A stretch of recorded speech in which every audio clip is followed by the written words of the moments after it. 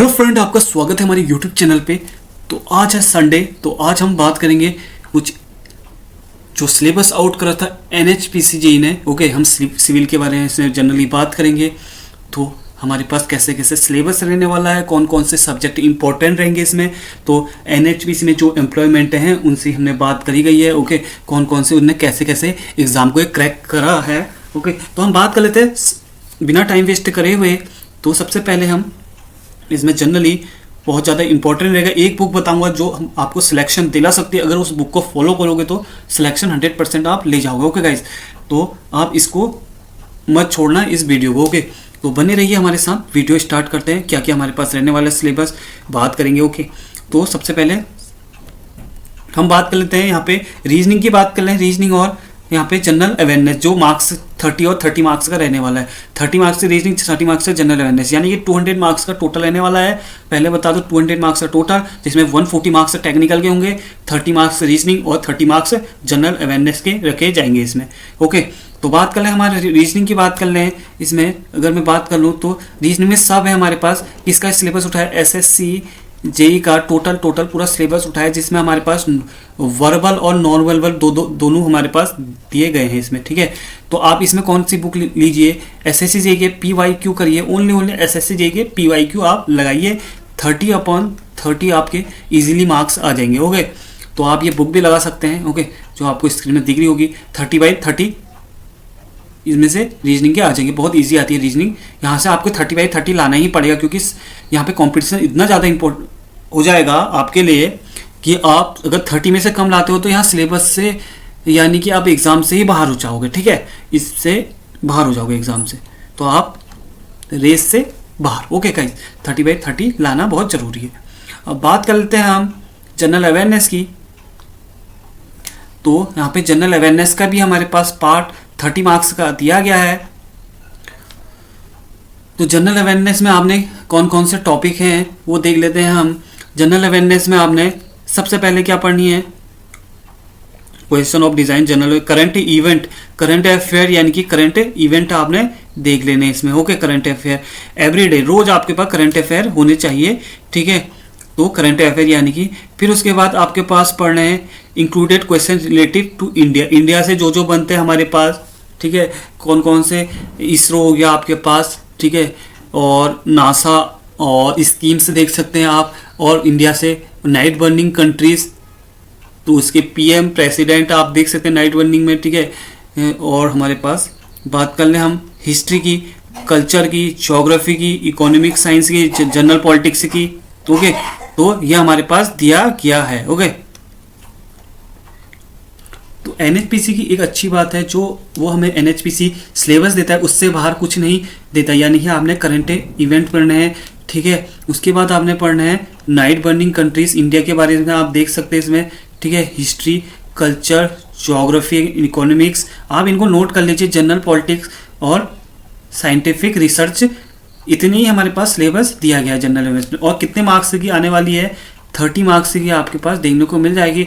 जो स्टूडेंट ने यहाँ पे हमारे पास अच्छा परफॉर्मेंस कर लिया, ठीक है, बहुत इजी आएगा।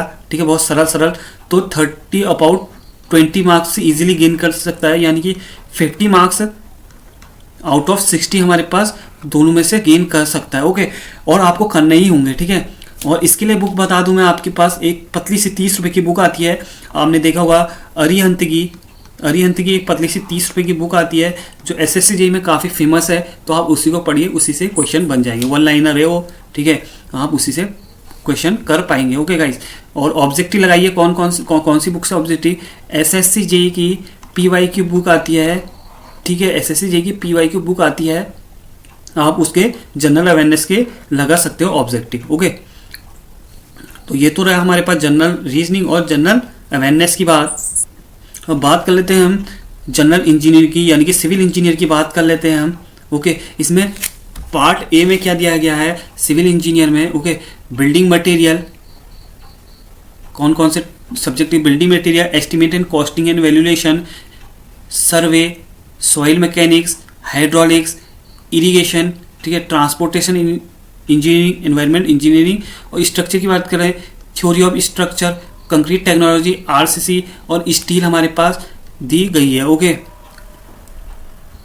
तो इसमें हमारे पास अलग अलग सब्जेक्ट से टॉपिक भी दिए गए हैं, इंपॉर्टेंट, वो भी देख लेते हैं हम तेजी से। और आपके पास कौन कौन से सब्जेक्ट इंपॉर्टेंट रहेंगे वो भी हम अभी बात करेंगे, कौन सी बुक भी इंपॉर्टेंट रहेगी वो भी बात करेंगे। एक ही बुक बताऊंगा, उसी से 140 मार्क्स का रहने वाला है टोटल। 140 बाई 140 भी आ सकते हैं आपके, ठीक है, अगर अच्छे से करा तो आपने उसको सॉल्व। तो हम देख लेते हैं, ठीक है। अगर उसको अच्छे से सॉल्व करना है आपने, ठीक, तो यह आपको कुछ दिया है हमारे पास बिल्डिंग मटेरियल के पूरे वही हमारे पास एसएससी जेईई के उठाए गए हैं। एस्टिमेट कॉस्टिंग के आप डायरेक्ट देख सकते हैं इसे, ओके। तो ये हमारे पास दिए गए हैं कुछ, तो इसको आप चेक कर सकते हैं, ओके गाइस। तो सब इसमें इंक्लूड करा गया है। तो एक अच्छी खास बात है कि इन्होंने पूरा ही हमारे पास दे दिया गया है सिलेबस को, ओके। तो हम देख लेते हैं कौन कौन से इसमें इंपॉर्टेंट रह सकते हैं आपके पास, ओके। तो सबसे पहले हम बात कर लें, तो अगर हम बात करें इसमें इम्पोर्टेंट सब्जेक्ट की, तो सबसे पहले आपके पास टेक्निकल में आपने कौन कौन से पढ़ने हैं वो हम बात कर लेते हैं 140 मार्क्स के लिए। बुक की भी बात बताऊंगा, इसमें मैं आपको कट ऑफ की बात भी बताने वाला हूँ, ठीक है, कट ऑफ क्या जाएगी, ओके। सबसे पहले हम इसमें चेक कर लेते हैं आपके पास, मैं इसमें नोट करके लाया हूँ आपके लिए, ओके गाइस। तो सबसे पहले आपको पढ़ना है कौन से टॉपिक, सॉइल, आरसीसी और सॉन्ग। जनरली यहाँ पे आपके पास ये 3 सब्जेक्ट से 40 से 45 क्वेश्चन रहने वाले हैं, ठीक है, 40 से 45 क्वेश्चन। ये हमारे पास, मैं ऐसे ही नहीं बता रहा हूँ, ये एनएचपीसी में जो डिपार्टमेंट है जिसने पेपर दिया है उन्होंने बताया है, ठीक है। तो इसका वेटेज बहुत ज़्यादा रहता है। फिर हमारे पास किसका वेटेज रहता है, 3 सब्जेक्ट आप जब ये कर लोगे, आपने ऐसे ही पढ़ना है, ठीक है। फिर उसके बाद किसका सब्जेक्ट इम्पोर्टेंट रहता है, एनवायरनमेंट इंजीनियरिंग का, ठीक है, इरिगेशन, एफएम में सब आ जाता है यहाँ पे आपके पास, ओशीएफ भी इंक्लूड होगा इसमें। फिर आप जब इसको भी कंप्लीट कर लोगे, टोटल 12 सब्जेक्ट है, कितने, टोटल 12 सब्जेक्ट है, यानी कि 6 सब्जेक्ट हो गए। फिर आप जब इसको भी कंप्लीट कर लोगे, फिर आपने जाना है सर्वे, जो बहुत छोटा सा टॉपिक है और इम्पोर्टेंट है, हाईवे यानी कि पूरी ट्रांसपोर्टेशन, रेलवे, ट्रांसपोर्टेशन इंजीनियरिंग, ठीक है, एस्टिमेट एंड कॉस्टिंग, एक इसमें इंपॉर्टेंट बन जाता है, कौन सा, बीएमसी को भी इंक्लूड कर देना, ठीक है। तो आपने इस तरह से पढ़ना है। फिर आपके पास स्ट्रक्चर, स्टील स्ट्रक्चर में जा सकते हैं, ठीक है, सिटी, ये हमारे पास 12 सब्जेक्ट हो चुके हैं, ओके। तो आपने कौन सी बुक लगानी है उसके बारे में बात कर लेते हैं हम। आपने ओनली यूथ पब्लिकेशन की बुक आती है, यूथ पब्लिकेशन की एक बुक आती है रिसेंटली में, अभी हमारे पास 2021-2022 वाली बुक लेना, ठीक है। तो ये हमारे पास बुक ले सकते हो, और जो इम्पोर्टेंट बुक है जो अभी रिसेंट में बुक आई, आप इसमें भी देख सकते हो उस बुक को, ओके।